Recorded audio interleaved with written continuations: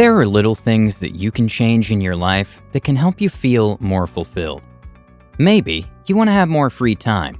You want to save more money to prepare for an investment or an event, like marriage or moving out. Whatever it is that you want to achieve, you're either getting closer or further away from your goals with what you do on a daily basis. There's a famous entrepreneur that says, "We are what we repeatedly do." This means that we're defined by our habits, and our habits determine the outcomes of our lives. If you change what you do repeatedly, you can change the outcomes. So, if you want to make more money, save more, improve your mind or your body, it all starts with changing your habits, aka changing your lifestyle. In this video, I'm going to make a list of habits you can adopt and lifestyle changes you can implement today to make more money and, more importantly, feel more fulfilled and achieve your most desired goals. These are things you can do right after you finish the video, and they require no investment. Sounds good? Sure it does. Who wouldn't want to make more money and feel better about themselves? If you're hooked, please take a second to hit the like button now for that YouTube algorithm. You might also want to subscribe. We have some interesting content planned for the next few weeks, and I'm sure you don't want to miss out if you, like us, like money. Done? Good. Let's get started. 1. Minimalism. Minimalism isn't what many people think. It isn't about sleeping on the floor and having no household items whatsoever. It has nothing to do with throwing out everything you have in your house and eating on the floor. Minimalism is about getting rid of things that clutter your house and that you don't actually need. These items, which you've been saving just in case, a case which never came, only take up space. They cost money, and they take away your time when cleaning and organizing your house. The reason why I say you should adopt minimalism is that minimalism isn't for everyone. You can go at any level that feels comfortable. You might not want to get rid of objects to which you're emotionally connected to.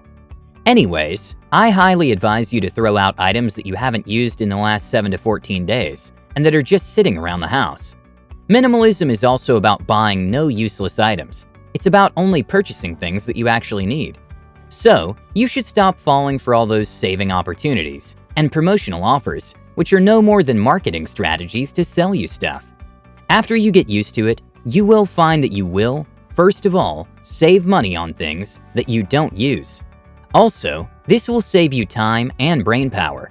You will have clarity, and you will feel more refreshed in your own house. And if you can think clearly, and if you have more free time, you can use that to make even more money. 2. Stop caring about what other people think. Why is this important? Because many of us don't do a lot of things for ourselves. We actually do it for others. For example, if you buy an expensive watch, you shouldn't do it to impress others. You should do it because it genuinely makes you feel better. Or you can treat expensive items, like watches, as trophies. When you make S amount of money, you can buy Y. If you stop caring about what others say about you, you will save so much money on things that don't actually matter to you. You'll realize that you can be just as happy without expensive items, as long as you don't genuinely want them. So, you should start practicing being careless when it comes to what people say about you. How? Understand that they don't care about you. Let's imagine that you're on the street and you're walking home back from work and you're all tired. At a certain point, you trip and fall over. Everyone looks at you and you feel embarrassed. You get up and walk home, head down. You think about that all night, and you even think about it at work the next day. Basically, you let this little experience ruin 2 days of your life. And some of you will likely relate to this, because this is what happens to many. Well, as if the thought alone that a single experience can ruin a couple of days isn't enough to make you careless, here's a fact. You might be thinking about it for hours and hours to come. But all the people around you that saw you fall over already forgot about it.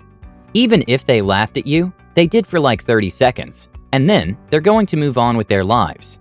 They're going to forget about you like you never existed.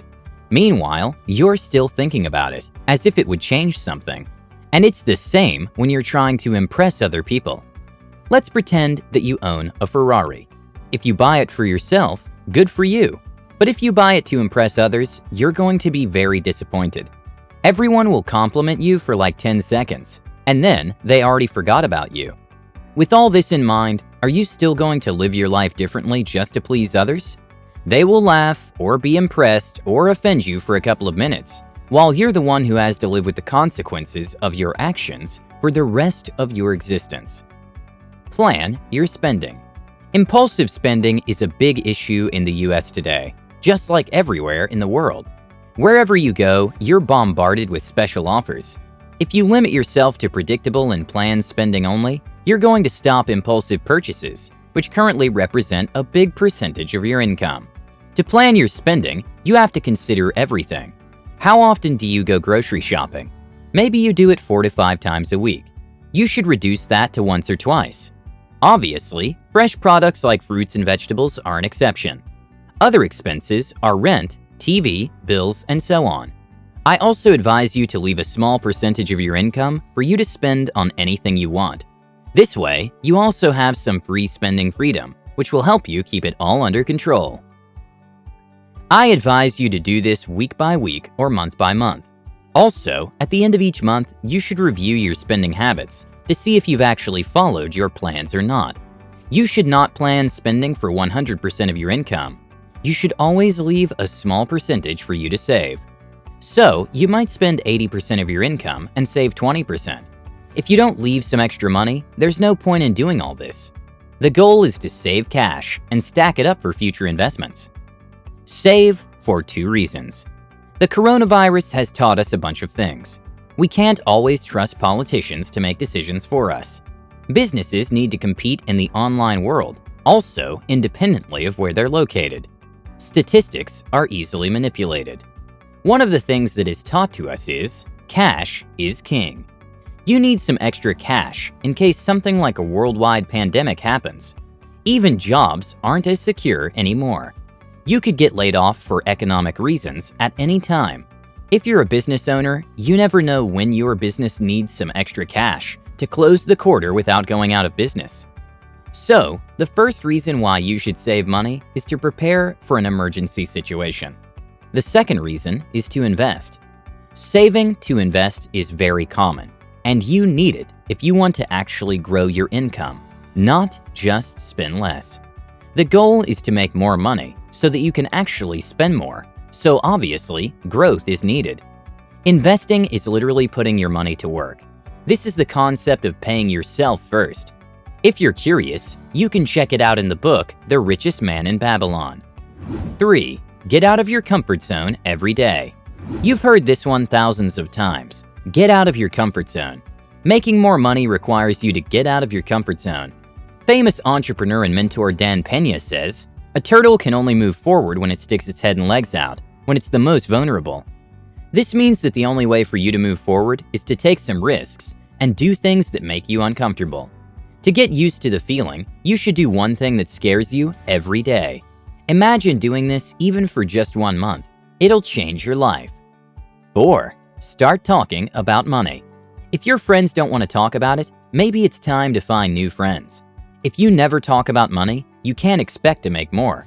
Most people have a negative association with it, like it's evil or something. If you grew up hearing things like money is the root of all evil and rich people are greedy, you need to change your mindset. You can't expect to become rich if this is what goes through your head. Talk about how you want to multiply money, get advice from people with more experience, and start hanging out with people that you admire. 5. Stop trying to spend less. Think about making more. This is a mindset shift that's very important. You might think that this is a contradiction to what I said before about not spending money on useless things and tracking your spending, but that's not the case. I'm not saying to go out there and spend everything you have on things you don't truly need or at least want.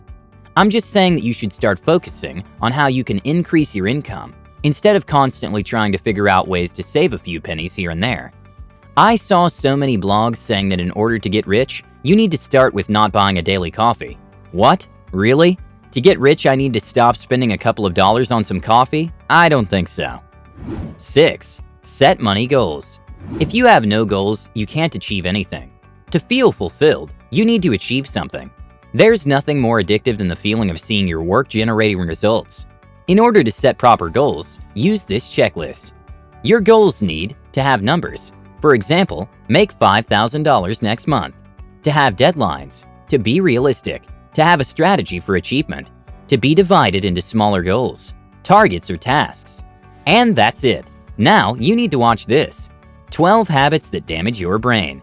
10 money secrets you won't learn in school. Thank you guys so much for watching, and subscribe if you're new to the channel. With that said, have a great day, you guys, and I'll see you in the next one.